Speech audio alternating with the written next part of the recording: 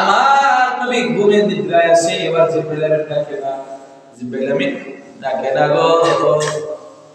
আল্লাহর কাছে চলে যায়, ডাক দেখবে আল্লাহ আপনার হাবিব আপনার দুস্থ ঘুমাইতেছে গো, আমার সাবাসে দেন আমি ঘুমাতে। আল্লাহ আমার আল্লাহ ডাক দেখ গো জিবরাইল আমিন, ওই নবী রহমতের নবী না আসলে তোমার আমি আল্লাহ বানাইতাম না। তাই বুঝাইল ওই নবী তোমার নবী। আল্লাহু আকবার। আরে জিবরাইল আমিন, ও জিবরাইল, যদি আমার বন্ধু আসতো না, যদি আমার বন্ধুরা আমি আবরণ করাইতাম না, আসমান জমিন কুল কায়নাত পাহাড় পর্বত কোনো কিছুই এমনকি ফেরেশতাও আমি আল্লাহ বানাইতাম না রে। তাহলে বোঝা গেল ও জিবরিল তোমার চেয়ে আমার নবী দামি, আমার বন্ধু দামি রে জিবরিল। তুমি আর দেরি করিও না, যাও চলে যাও আমার বন্ধুর কাছে।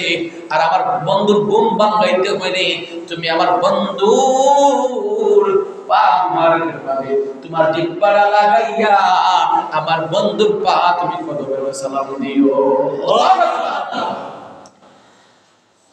কেমন নবী আল্লাহর জিবরাইল আমিন আসিয়া আল্লাহর নবীর পা মুবারকে জিহ্বা লাগাইয়া সালাম দেয়, সঙ্গে সঙ্গে নবীর ঘুম ভেঙে যায়।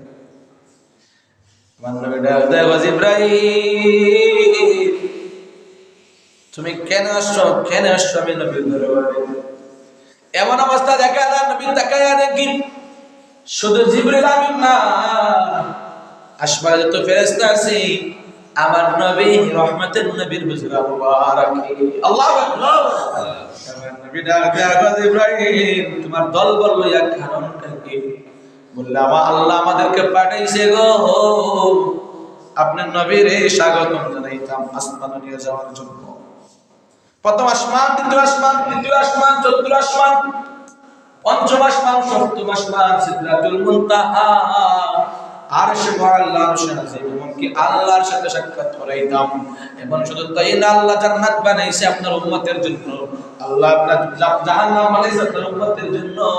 সমস্ত কিছু দেখানোর জন্য আল্লাহ আমারে পাঠিয়েছে।